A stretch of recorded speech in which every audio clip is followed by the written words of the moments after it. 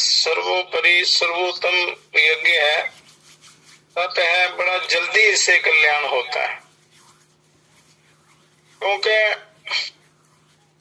मन प्राण के अनुसार चलता है, और जब प्राण वश में हो जाए तो मन अपने आप वश में हो जाता है। मन को वश में करना बड़ा कठिन है, पर अभ्यास और वैराग्य के द्वारा आप इस मन को अपने काबू में कर सकते हो। तो मन को वश में करने का तरीका प्राणायाम है, सबसे बढ़िया तरीका प्राणायाम। तो प्राणायाम के कई तरीके हैं, 1.25 करोड़ तरीका है प्राणायाम का, पर उनमें 8 प्रधान है। उन 8 में से भी कोई एक आप अच्छी प्रकार सिद्ध कर ले तो ही कल्याण हो जाता है। क्योंकि योग शास्त्र में पतंजलि जी ने उनको इस मार्ग को सरल करके इसके 8 अंग बनाए हैं। क्रमानुसार साधना करने से कल्याण होता है, बड़ा जल्दी कल्याण होता है। तो पहला यम नियम है, पहला यम और नियम, पहला यम, दूसरा नियम, तीसरा आसन, चौथा प्राणायाम, फिर प्रत्याहार 5वां, और धारणा और ध्यान समाधि, ये 8 अंग हैं। तो धीरे धीरे इन सब का अभ्यास करते हुए मनुष्य को क्रमानुसार इस योग विद्या में अपनी उन्नति करनी है। इसके द्वारा अपने उस स्वरूप को जानना है। क्योंकि शरीर जड़ है और इसके अंदर रहने वाला जो आत्मा है, आप जो स्वयं है, आत्म तत्व है, वो तो निर्विकार है और उस प्रकाशी परमात्मा का अंश है।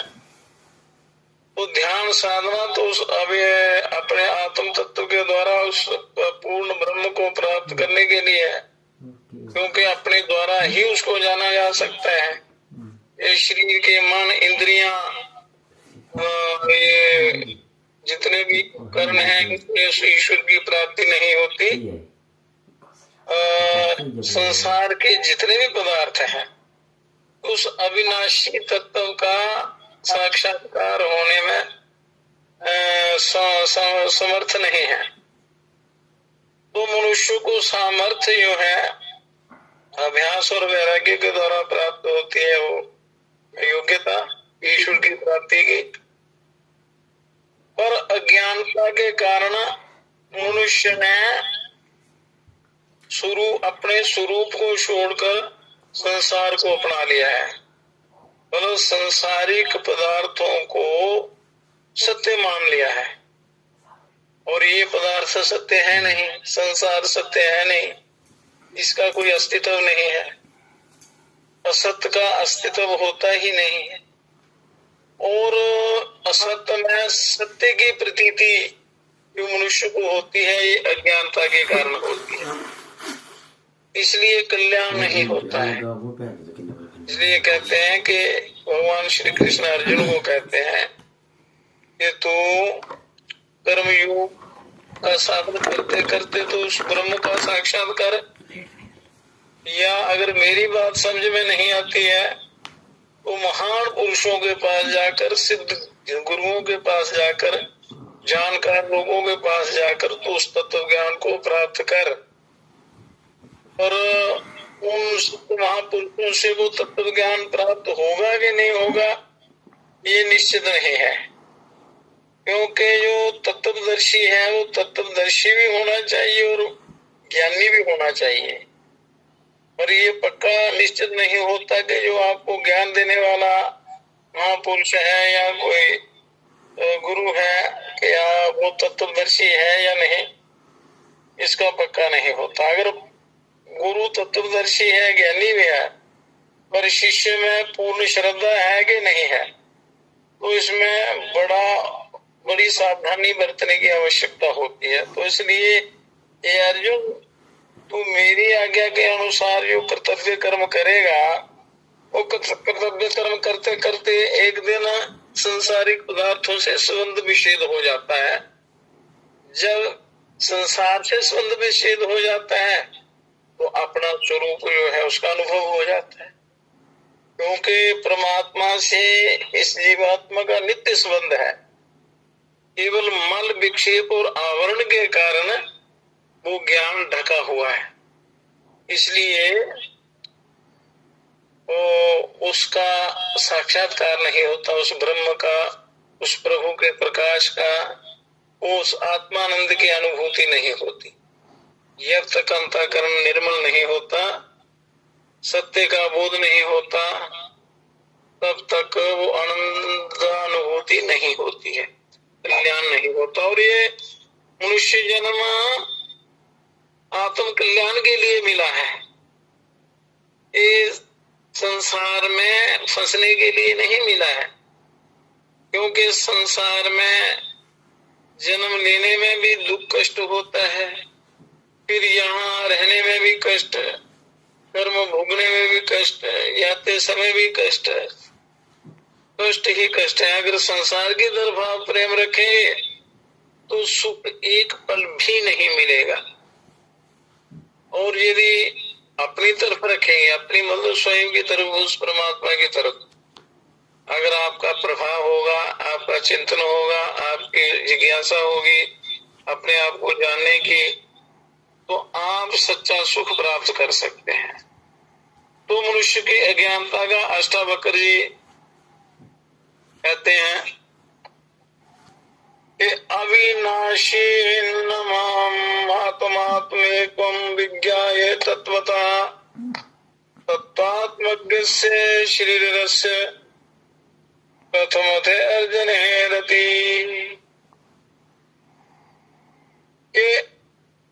तुमने अद्वितीय अविनाशी आत्मा मतलब अभेद रूप से जान लिया है, तुम आत्मज्ञ हो, धीर हो, फिर इन कामनाओं में तुम्हारी प्रीति क्यों है? और वो कहते हैं कि ये आपका स्वयं आत्मा जो है ये पूर्ण है, ईश्वर का अंश है, ज्ञानी है, फिर भी कामनाओं में रुचि क्यों है? कामनाओं में क्यों जाता है मनुष्य? संसार के पदार्थों से प्रीति क्यों करता है? तो जब तक संसार से प्रीति नहीं हटती तब तक उस आत्मा का साक्षात्कार नहीं होता। तो उस क्यों करता है मनुष्य? ये मनुष्य के अज्ञान के कारण है। कहते हैं कि जैसे शिव को न जानने से उसे चांदी समझकर चांदी का लोभ होता है, चांदी का भ्रम हो जाता है, वैसे ही अपने स्वरूप को न जानने से विश्व में उन्हें सब सत्य समझने में के कारण प्रीति होती है, क्योंकि भ्रम के कारण प्रतीति होती है। जैसे सर्प में, रस्सी में सर्प की भ्रांति, या उस रेगिस्तान में जल की भ्रांति होती है, क्योंकि रेगिस्तान में रेत दूर से सूर्य की रोशनी से चमकता है और वहां जल दिखाई देता है। जब मनुष्य पास जाता है तो रेत ही रेत होता है। ऐसे ही इसमें सुख की भ्रांति होती है मनुष्य को विश्व भोगों में। वास्तव में सुख है नहीं, सुख तो आत्मानंद में ही है, ईश्वर को जानने में ही है। इस संसार में सुख नहीं है, और ये पदार्थ कभी भी सुख नहीं दे सकते, कल्याण नहीं दे सकते, क्योंकि ये पैदा होने वाले और नष्ट होने वाले हैं। जो चीज पैदा होती है और नष्ट अवश्य होती है। तो इसलिए नाशवान संसार की तरफ जो आपका प्रभाव है, या उनके जो संसार के साथ या संसारिक पदार्थों के साथ ममता, आसक्ति, वासना है, तो वही बांधने वाली होती है। इसी कारण उसका साक्षात्कार नहीं होता है। तो कहते हैं कि विश्वम स्मृति यदेन्नम तरंगम एव सागरे सोहम अस्मीति विज्ञाय कि दीनं दीनं एवं धावसी, कि जिस अधिष्ठान चैतन्य में, यो चैतन्य आप सबके अंदर है, ये संपूर्ण विश्व सागर में तरंगों के समान स्फुरित हो रहा है, वह मैं ही हूँ, ऐसा जानकर भी तुम दीनहीन के समान क्यों दौड़ धूप कर रहे हो? क्यों माया चक्र में पड़े हो? क्यों पड़ी हुई अष्टावक्री कहते हैं, आत्म ज्ञान दे रहे हैं। राजा जनक जी से इनका संवाद हो रहा है, तो वो दिव्य ज्ञान दे रहे हैं। तो ये मायामय संसार है, इस मायामय संसार में प्रेम करेंगे तो आप फंस जाएंगे, आत्मोन्नति होगी नहीं, कल्याण होगा नहीं। कहते हैं कि मैं अत्यंत सूक्ष्म शुद्ध चैतन्य हूँ, ऐसा गुरु और शास्त्र से श्रवण करके भी जो काम भोग में आसक्त रहता है, उसे मलिनता की प्राप्ति होती है। और मैं ब्रह्म हूँ, मैं शुद्ध चैतन्य हूँ, मैं उस ईश्वर का अविनाशी अंश हूँ, ऐसा जानकर भी फिर भोगों में आसक्त क्यों होता है? क्यों होते हो? भोगों में आसक्ति के कारण ही कष्ट होता है। तो ऐसा निर्मल, ऐसा पवित्र जन्म पाकर जिसमें आप अपना अनुभव कर सकते हैं, उस ईश्वर का साक्षात्कार कर सकते हैं, तो उसको आप विश्व भोगों में रुला देते हो। क्यों इस मायामय संसार में फंसते हो? यहाँ कष्ट ही कष्ट, दुख ही दुख, क्लेश ही क्लेश है, कल्याण है ही नहीं। अब कहते हैं सर्वभूतेषु चात्मानं सर्वभूतानि चात्मनि मुने जीनतं आश्चर्यं ममत्वं अनुवर्तते। ये बड़े आश्चर्य की बात है कि संपूर्ण दृश्य पदार्थों में अपने को और अपने में स्वस्थ दृश्य पदार्थों को जानने वाले विवेकशील पुरुष के चित्त में भी ममता बनी रह जाती है। क्योंकि मनुष्य ममता, आसक्ति, आकर्षण, सांसारिक पदार्थों के प्रति आकर्षण के कारण ही इसमें फंसता है, जानता हुआ भी अनजाना बनता है, इसलिए इसको दुख भोगना पड़ता है, आवागमन से के चक्कर से छुटकारा नहीं मिलता है। अब कहते हैं आस्थिता परमं द्वैतम मोक्षार्थी व्यवस्थिता आश्चर्यं वैश्यगो विकला कैली शिक्षा। कहते हैं परम अद्वैत वस्तु में निष्ठा होने पर, आत्मा का दृढ़ निश्चय हो जाने पर भी बड़े आश्चर्य की बात है कि पूर्वाभ्यास के कारण तुम काम के अधीन होकर विफल हो जाते हो। क्योंकि पूर्व जन्मों के कर्मों के प्रभाव से मनुष्य इस माया जाल में फंस जाता है। क्योंकि उनका अभ्यास वो साथ साथ चलता है, वो संस्कार साथ साथ रहते हैं। यदि सत्संग ना मिला तो ये दोबारा फंस जाता है इस माया चक्र में। तो वही पिछला अभ्यास इसको बार बार संसार की तरफ ले जाता है। क्योंकि यदि इस सत्संग का अभ्यास ना मिले तो वो फिर पिछले जन्म के जो कर्म है या अभ्यास है वो माया की तरफ ले जाता है। इसलिए कल्याण नहीं होता, शांति नहीं होती, आत्मानंद नहीं मिलता, इस जीव का उद्धार नहीं होता। जानकार होते हुए भी जानबूझकर इसमें फंसता है। तो अब कहते हैं कि बड़े आश्चर्य की बात है कि ज्ञान के शत्रु काम से ग्रस्त होकर तुम कमजोर हो जाते हो और समय पाकर नष्ट हो जाने वाले भोग की आकांक्षा करते हो। कि ज्ञान के शत्रु काम से ग्रस्त हो जाता है जीव, और ये जीव उस मतलब कामना के कारण संसार में अनेक प्रकार की कामनाएं, तो उन कामनाओं में फंस जाता है, संसार के झंझटों में फंस जाता है और दिन रात चिंता में डूबा रहता है, कभी शांति नहीं मिलती। और कोल्लू के बैल की तरह ये फंस जाता है। तो अगर समय पाकर ये भोग तो नष्ट हो जाते हैं और अपना भी पतन कर देते हैं, तो नाशवान भोगों की आकांक्षा क्यों करते हो? यही मृत्यु का कारण है, मतलब जन्म मरण का कारण है। 84 लाख योनियों इस चक्कर में आवागमन का ये कारण बनता है। अब कहते हैं कि नित्य अनित्य वस्तु, नित्य कहते हैं सदा रहने वाली वस्तु को और अनित्य कहते हैं नाशवान वस्तुओं को।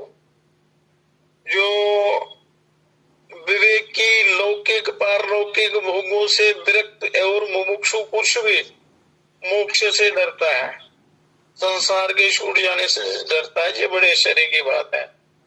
क्यों डरता है? क्योंकि वो मोह उसका पूरी तरह खत्म नहीं हुआ है।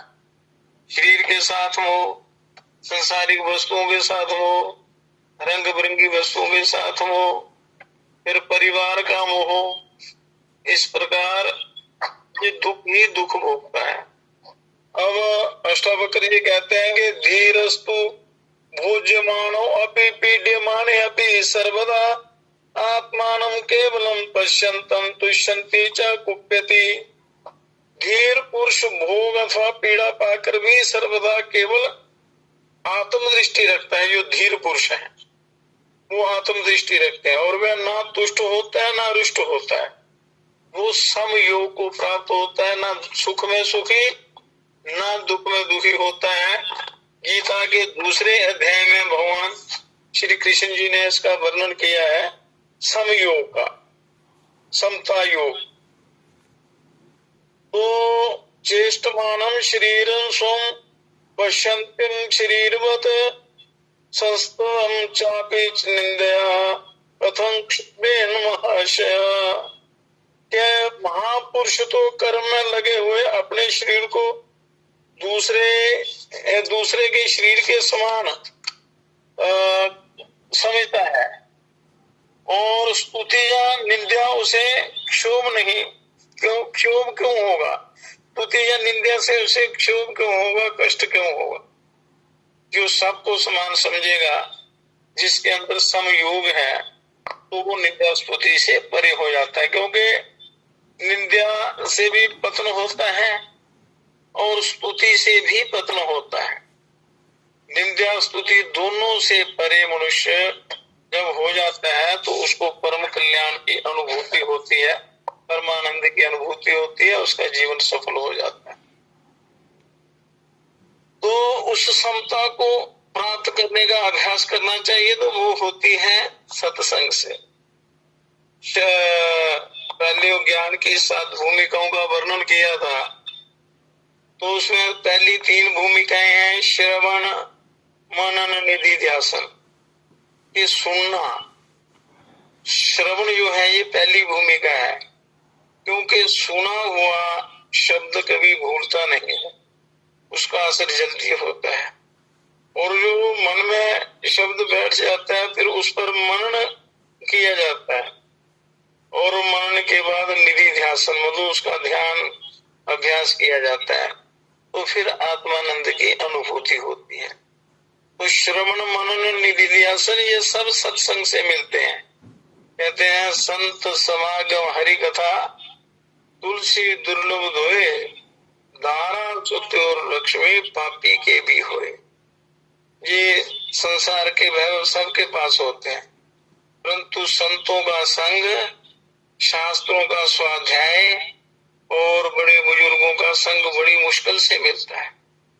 तो इसलिए अच्छा संग कहीं भी मिल जाए उसको कभी भी छोड़ना नहीं, क्योंकि वो कल्याण में सहायक होता है। इस कली युग में सत्संग से बढ़कर कोई रास्ता नहीं है कल्याण का, क्योंकि जो भी ज्ञान मिलता है वो सत्संग से ही मिलता है, अच्छे संग से मिलता है, महापुरुषों के संग से मिलता है। अतः सदा सत्संग का सेवन करना चाहिए। कहते हैं सदा तुम करते चलो सत्पुरुषों का संग, सदा तुम करते चलो सत्पुरुषों का संग, सत्पुरुषों के संग से लोहा तर जाए, काठ के संग सदा तुम करते चलो सत्पुरुषों का संग। संतों का संग ऐसा होता है जैसे सूखे काठ में अगर लोहा लगा दे आप, तो वो लोहा भी पानी में तैर जाता है। मतलब काठ, लकड़ी डूबती नहीं है, सूखी लकड़ी, तो उसमें लोहा उसके साथ लगा देंगे तो वो भी नहीं डूबेगा। उसी प्रकार यो संतों का संग करते हैं, वो चाहे कितना भी पापी क्यों ना हो, संतों के संग से वो जीव तर जाता है, कल्याण हो जाता है, उसको सत्संग रूपी नौका मिल जाती है, उस नौका से वो पार हो जाता है। तो ये मनुष्य शरीर चलता फिरता मंदिर है, देवयान है ये, उस देव ब्रह्म लोक की प्राप्ति का ये विमान है। और इस विमान के द्वारा मनुष्य को अपना उद्धार करना चाहिए, कल्याण करना चाहिए, उस परिपूर्ण ब्रह्म को जानना चाहिए। और जब बिना जानने, बिना साक्षात्कार के इसका कल्याण नहीं होता इस जीव का। पर मनुष्य इस मोह रूपी निद्रा में सोया हुआ है और सारा समय अपना खाने पीने में, कमाने खाने में, सोने में, निंदा चुगली में, लड़ाई झगड़े में सारा अनमोल जीवन ऐसे ही बर्बाद कर देता है। तो ये मोह रूपी निद्रा में सोया हुआ है। कहते हैं क्या सो रहा मुसाफिर, बीती है रैन सारी, अब जाग के चलने की कर ले सभी तैयारी। क्या सो रहा मुसाफिर, क्या सो रहा मुसाफिर, हम सब मुसाफिर हैं। ये संसार मुसाफिर खाना है, जीवन मुसाफिर खाना है।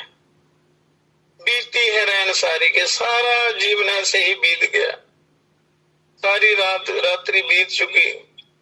अब जाग के चलन की कर ले सभी तैयारी, क्योंकि एक ना एक दिन इस शरीर को छोड़कर जाना है। तो उसकी आगे की क्या तैयारी की है? तो संत महापुरुष कहते हैं कि कर ले चलन की तैयारी, अब जाग के चलन की कर ले सभी तैयारी।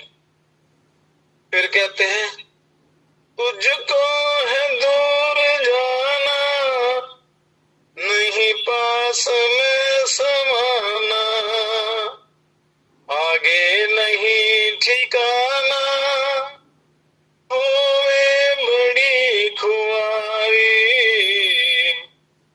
अब जाग के चलन की कर ले सभी तैयारी।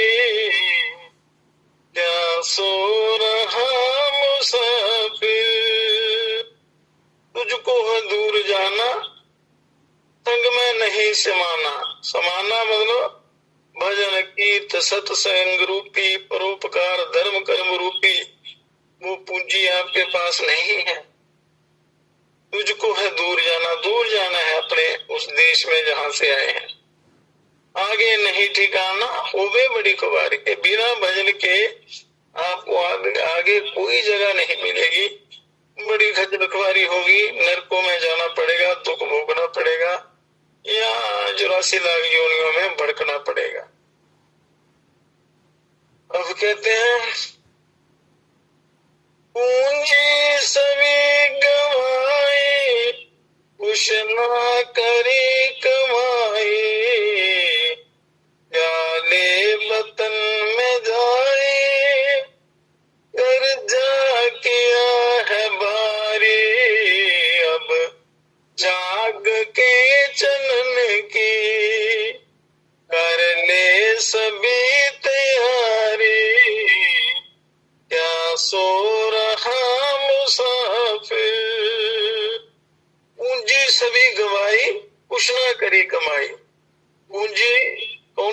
ये जो धर्म कर्म रूपी पूंजी आप साथ लाए थे, जो श्वास रूपी पूंजी, ये श्वास आपको मिले हैं, ये अनमोल धन है। तुझे यहाँ हमने सब गंवा दी, कुछ सोने में, कुछ खाने में, कुछ कमाने में, कुछ लड़ाई झगड़े में, कुछ रोने धोने में, सारे श्वास ऐसे व्यर्थ गए। कुछ ना करी कमाई, मतलब कोई भजन परोपकार कोई पुण्य नहीं किया, ऐसे ही व्यर्थ गवा दिया। क्या ले वतन में जाई, मतलब जहां से आए हैं आप, आपका जो असली घर है, वहां क्या लेकर जाओगे उस परमात्मा के पास, क्या मुंह दिखाओगे उधर। कर्जा किया है भारी, मतलब यहाँ और अच्छे बुरे कर्म करके हम अपने ऊपर कर्जा बना लेते हैं, और ज्यादा कर्जा, पिछला खत्म होता नहीं और यहाँ आकर और ज्यादा कर देते हैं, तो कैसे छुटकारा होगा। तो इसलिए वो बार बार कहते हैं, चल जाग के चलन की कर ले सभी तैयारी, क्या सो रहा मुसाफिर। फिर क्या कहते हैं शास्त्र, बस में ठगो के आया दृढ़,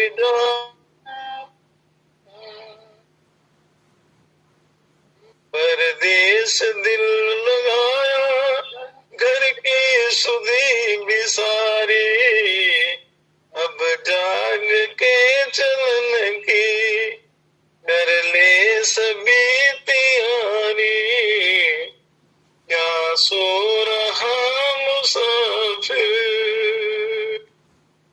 वश में ठगों के आया, ठग कौन है, काम क्रोध लोभ मोह अहंकार, दृढ़ जाल में फंसाया, ऐसे माया जाल में फंसा। परदेश दिल लगाया, मतलब जो असली घर है आपका उसको भूल गए, और परदेश में ये संसार जो है ये परदेश है इस जीवात्मा के लिए। परदेश दिल लगाया घर की सुधी बसारी, और जहां जाना है आपने सदा के लिए, उसका क्या नहीं बुला दिया और इस माया नगरी में रम गया, तो फिर कैसे कल्याण होगा। फिर कहते हैं, उठ चलना देर कीजे संग में समान लीजे, ब्रह्मानंद काल शीजे मत नींद कर तू प्यारी,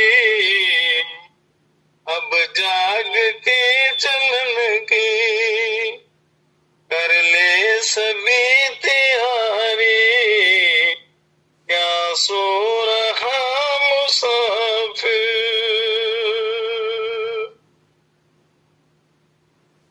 के इस मोह रूपी निद्रा से छुटकारा प्राप्त करके जल्दी शीघ्र ही अपने उस जाने के लिए सामान की तैयारी करनी चाहिए। मतलब भजन सत्संग ध्यान रूपी योग ध्यान रूपी साधना करके अपना कल्याण करना चाहिए, व्यर्थ में अपना जीवन नहीं गंवाना है। अब कहते हैं, माया मात्रम इदम विश्वम पश्यनम विगत कौतुक अपि सन्निहिते मृत्यु कथम त्रसति धीरे, तो त्रसति धीरे के स्थित प्रज्ञ और आश्चर्य रहित पुरुष इस विश्व को जादू का खेल समझता है, और मौत को सामने देखकर भी मैं बना क्यों डरेगा। जो स्थित प्रज्ञ पुरुष होता है, तो स्थित प्रज्ञ पुरुष कभी मृत्यु से नहीं डरता। कहते हैं कि जिस महात्मा पुरुष का चित्त मोक्ष पद के लिए भी विचलित नहीं होता, उस आत्म ज्ञान तृप्त की समता भला किसके साथ की जा सकती है। जो सहज ही ये जानता है कि ये संपूर्ण दृश्य वस्तुतः कुछ नहीं है, और वह स्थित प्रज्ञ बना ये क्यों देखने लगा कि ये ग्राह्य है और ये त्याज्य है। ये मनुष्य की अज्ञानता है, जिसने अपना अंतःकरण से कामनाओं का रंग धो दिया है, जो कामनाओं का रंग चढ़ता है, जिसने उसको धो दिया है और सुख दुख आदि द्वंद्वों को भगा दिया है। सुख और दुख आदि द्वंद्व जिसको परेशान नहीं कर सकते, आशा तृष्णा को नष्ट कर दिया है, उसके सामने प्रारब्ध पुरुष जो भोग आते हैं उससे उसे ना सुख होता है और ना दुख होता है। और ये मनुष्य की सारे अज्ञानता के कारण होता है सुख दुख। और जो स्थित प्रज्ञ है उसको सुख दुख नहीं होता। अब कहते हैं जो आत्मज्ञानी है उसकी क्या स्थिति होती है, क्योंकि आत्मज्ञान के बिना कल्याण होता नहीं। और आत्मज्ञानी की क्या स्थिति होती है इसका वर्णन करते हैं।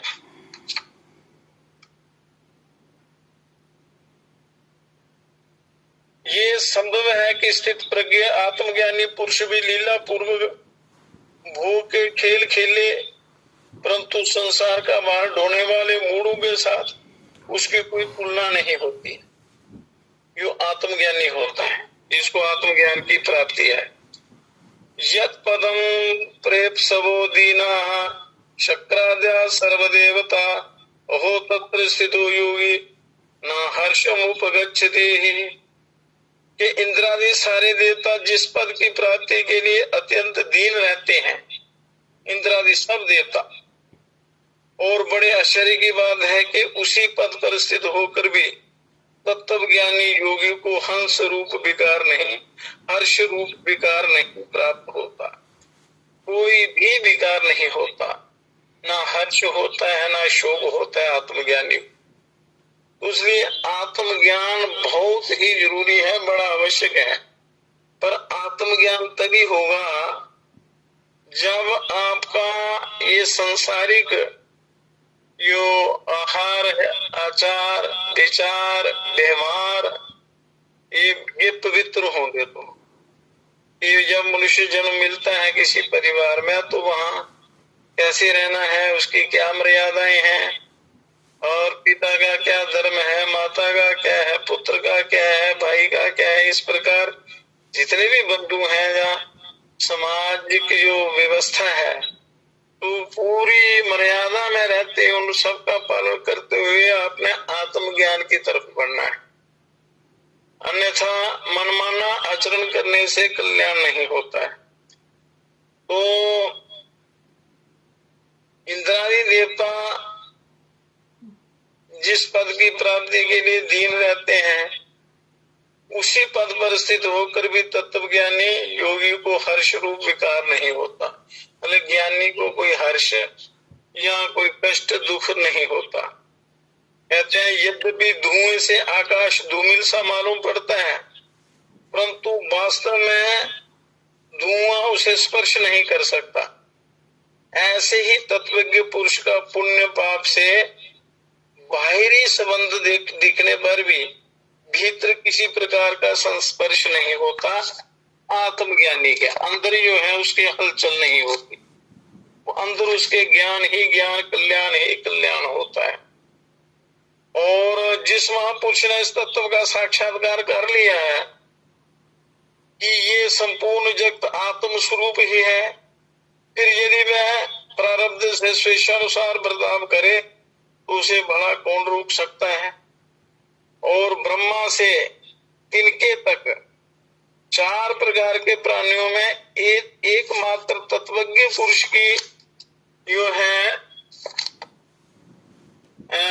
ये शक्ति है कि वह ईर्ष्या और अनिष्या दोनों का त्याग कर सके। और विषी जीव तो ईर्ष्या का त्याग नहीं कर सकते, और निर्विकल्प समाधि की निष्ठा में तत्वर योगी अनिष्ठा का परित्याग नहीं कर सकते। तो इसलिए निष्काम स्वरूप में स्थित होकर तत्वज्ञ ही दोनों स्थितियों को प्रतीति मात्र जानता है। यही इच्छा अनिच्छा का त्याग है। इच्छा और अनिच्छा दोनों का त्याग हो तो फिर आप पूर्ण ब्रह्म को जान सकते हैं। कहते हैं कि कोई बिरला पुरुष ही आत्मा और ब्रह्म की एकता को जानता है, कोई बिरला पुरुष। और इसलिए वह सब कुछ कर सकता है, उसे कहीं भी कोई भय नहीं है, इस ब्रह्मांड में कहीं भी उसको कष्ट नहीं है, कहीं भी उसका कोई अनिष्ट नहीं होता। हम कहते हैं कि ये दृश्यमान जगत जो है ये असत्य है। राजा जनक को ये दिव्य ज्ञान दे रहे हैं अष्टावक्री, कहते हैं कि किसी भी वस्तु के साथ तुम्हारा तदात्म्य नहीं है, तुम स्वयं शुद्ध हो, फिर क्या छोड़ना चाहते हो? व्यष्टि अथवा समष्टि शरीर की इसी प्रकार विचार के द्वारा छोड़ते हुए तुम मुक्त हो जाओ। ये संसार जो है ये असत्य है, इससे इसकी असत्यता का त्याग करके तुम उस परम ब्रह्म परमात्मा को प्राप्त कर लो।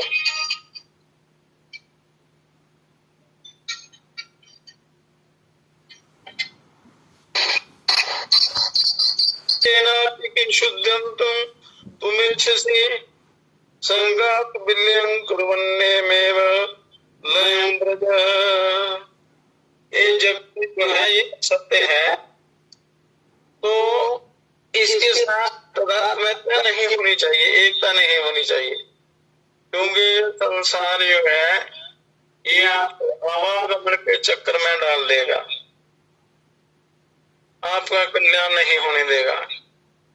इसलिए इन असत्य वस्तुओं का संग अपने त्यागना है। इनसे जो मोह है, आसक्ति है, कामना है, तृष्णा है, जैसे समुद्र से बुलबुले उठते हैं और वैसे ही तुमसे ये दृश्य पदार्थ पैदा होते हैं। इस प्रकार एकमात्र आत्म सत्ता को ही जानकर तुम मुक्त हो जाओ, क्योंकि ये सब आत्मा का ही विलास है। ये जितना भी दृश्य जगत है, प्रपंच है, सारा उस ब्रह्म का ही प्रतिबिंब है। यद्यपि जगत प्रत्यक्ष दिख रहा है, इन आंखों से आप इस संसार को देख रहे हैं, सारे पदार्थों का दर्शन कर रहे हैं, तथापि तुम्हारे शुद्ध स्वरूप में इसका अस्तित्व नहीं है। यो आपका अपना स्वरूप है, यो आत्म तत्व है, इसका ये संसार उसी का प्रतिबिंब है और शुद्ध स्वरूप में इसका कोई अस्तित्व नहीं है संसार का। ये तो रज्जु में सर्प के समान दिखने वाला है, रज्जु में सर्प की भ्रांति होती है, ऐसा ये संसार दिखाई देता है। ऐसा निश्चय करके तुम मुक्त हो जाओ ज्ञान से। और अंत में कहते हैं कि तुम पूर्ण हो, तुम ये जानकर कि सुख आशा का और जीवन मृत्यु समान ही है, तो मुक्त हो जाओ। तो फिर किस प्रकार का कोई तथ्य नहीं होगा।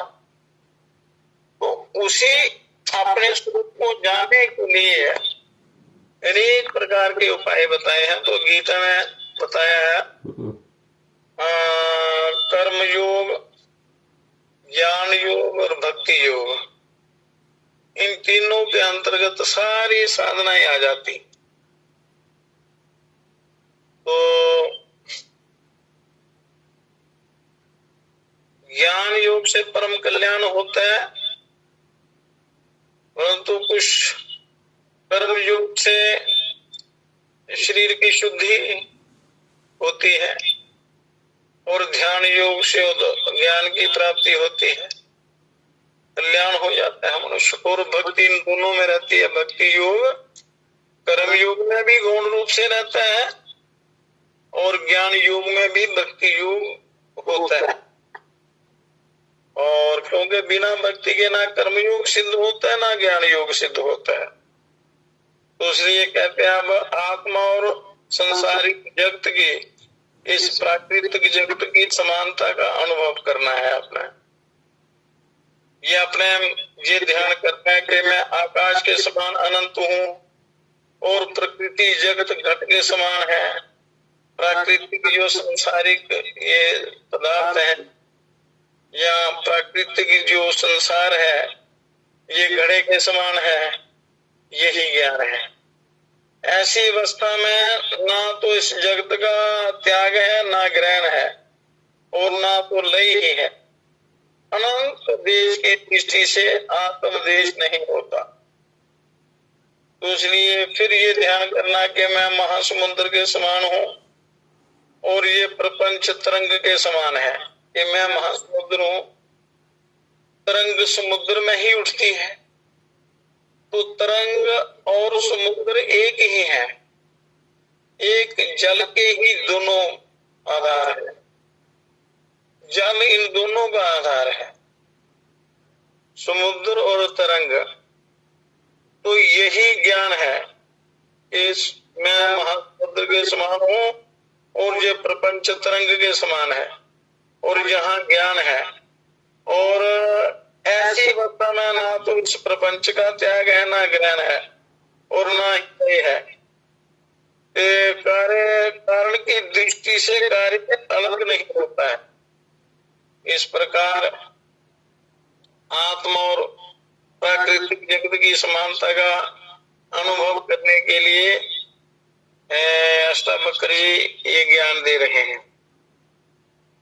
फिर मनुष्य को विचार करना चाहिए कि मैं सीप के समान हूँ और रजत के समान विश्व की कल्पना हुई है, यही ज्ञान है। ऐसी स्थिति में भी ना जगत का त्याग है, ना जगत का ग्रहण है, और ना ही जगत का लय है। और यहाँ जगत की आत्मा का विवर्त बतलाया है। भ्रांति जन्य कार्य कारण आदि भाव नहीं होते हैं इसमें। अब कहते हैं कि मैं समस्त भूतों में हूँ और सब भूत मुझ में हैं, और यही ज्ञान है। ऐसी अवस्था में इस जगत का ना त्याग है, ना ग्रहण है, और ना ही लय है। तो इस प्रकार मनुष्य को आत्मज्ञान की अनुभूति करनी चाहिए। इस प्रकार ज्ञान के अभ्यास से या ज्ञान की प्रतिष्ठा से मनुष्य अपने आप को जान सकता है, अपने स्वरूप को जान सकता है, और अपने इस स्वरूप के द्वारा उस परिपूर्ण ब्रह्म परमात्मा के समग्र रूप को जान सकता है। अब ज्ञानी की जगत से असंबद्धता, ज्ञानी की इस संसार से क्या स्थिति होती है। अब कहते हैं कि मुझ अनंत महासमुद्र में मन की वायु से प्रेरित होकर जगत रूप नौका इधर उधर घूमती रहती है, इसमें मुझे कोई चिढ़ नहीं है। और मुझ अनंत महासमुद्र में जो जगत की तरंग स्वभाव से उठे ना उठे, ना तो इसमें मेरी वृद्धि होती है और ना कोई हानि होती है। ऐसा भाव रखना है कि मैं उस परिपूर्ण ब्रह्म का अंश हूँ, अनंत हूँ, असीम हूँ, मेरे में किसी प्रकार का कोई विकार नहीं है, ना कोई जगत की इस संसार की प्रतिष्ठा है। तो मुझ अनंत महासमुद्र में ये विश्व केवल कल्पना मात्र है, और मैं अत्यंत शांत और नाम रूप से रहित हूँ, यही मेरी निष्ठा है। ऐसी निष्ठा ज्ञानी की होती है, ज्ञानी ऐसा समझता है। और शरीर आदि में मैं आत्मा नहीं हूँ, ना तो मुझ अनंत शुद्ध आत्मा में शरीर आदि ही है, अथवा मुझ में ना तो आसक्ति है, ना स्प्रिया है, मैं परम शांत हूँ, ये मेरी निष्ठा है। ऐसा भाव आपने अपने मन में करना है। और कैसा आश्चर्य है कि मैं केवल चिद स्वरूप हूँ और ये जगत इंद्रजाल के समान है। अब मुझे क्यों और किसमें त्याज्य और ग्रहण की कल्पना हो। ना मुझे कुछ ग्रहण करना है, ना त्याग करना है। मैं तो उस रूप से ही अनंत असीम और ब्रह्म का ही स्वरूप हूँ। चित्त की आसक्ति अनासक्ति ही बंधन और मोक्ष का कारण बनती है। और बंधन की आसक्ति ही बंधन और मोक्ष का कारण बनती है। अब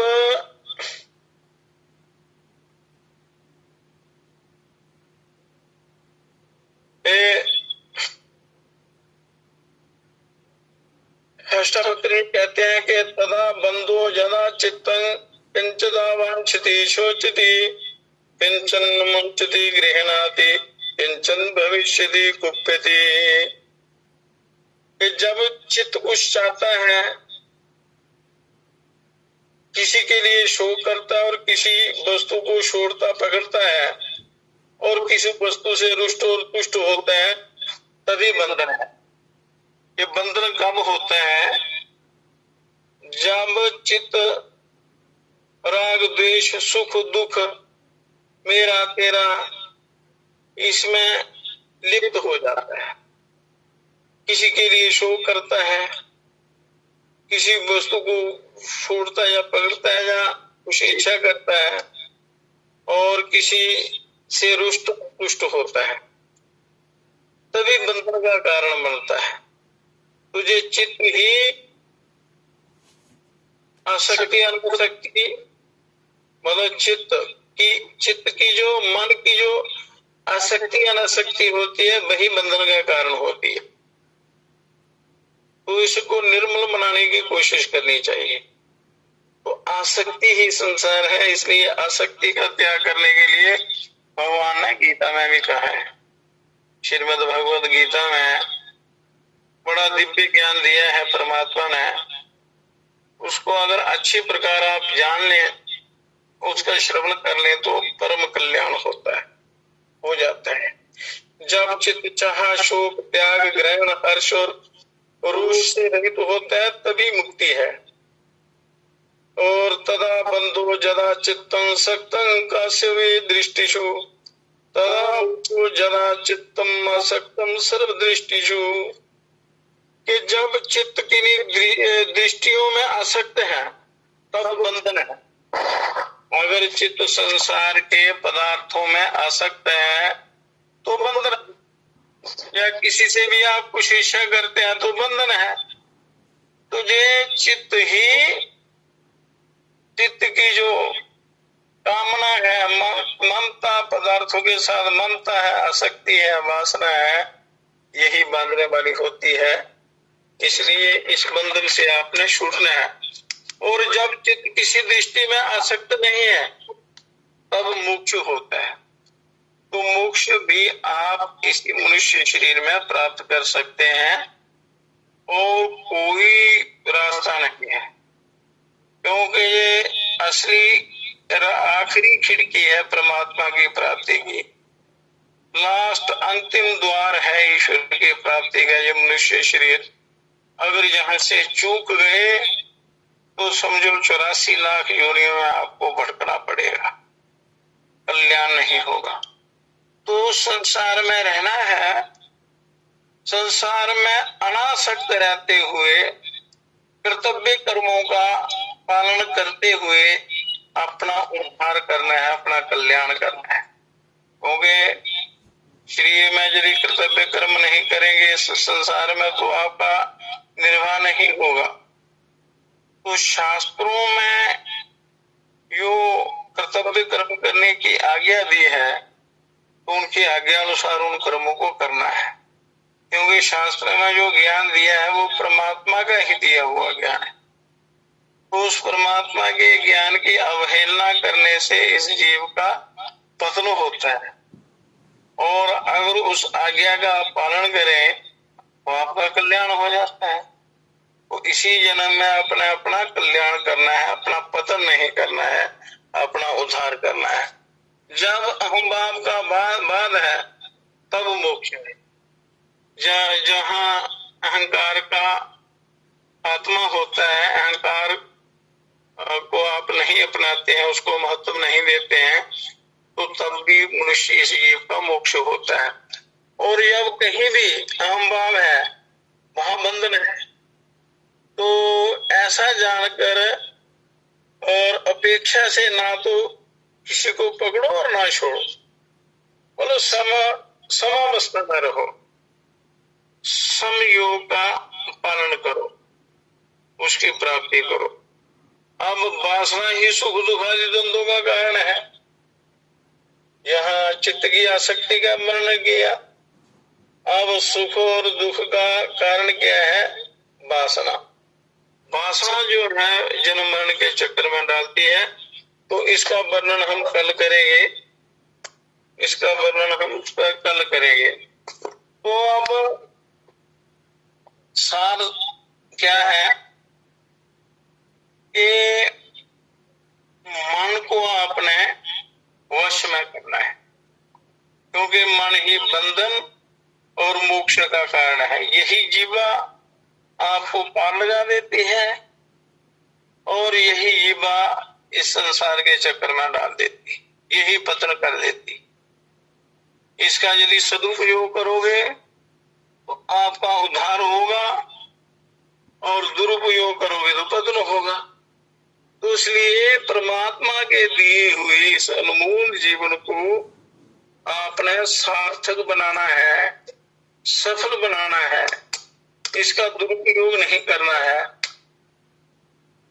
सदुपयोग करते हुए आपने उस अपने आत्म साक्षात्कार करना है।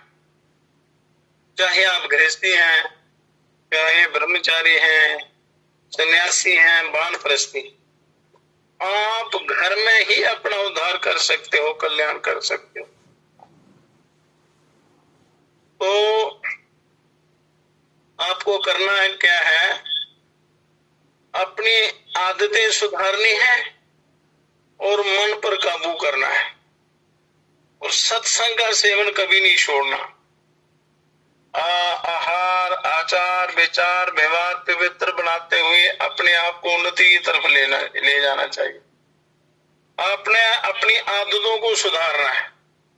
कहते हैं आदत बुरी सुधार लो, हो गया भजन भजन, मन की तरंग मार लो, बस हो गया भजन भजन। आदत बुरी सुधार लो, बस हो गया भजन भजन, मन की तरंग मार लो, बस हो गया भजन भजन। आए कहाँ से और अब जाना कहाँ तुम्हें, मन में जही विचार लो, बस हो गया भजन भजन, मन की तरंग मार लो,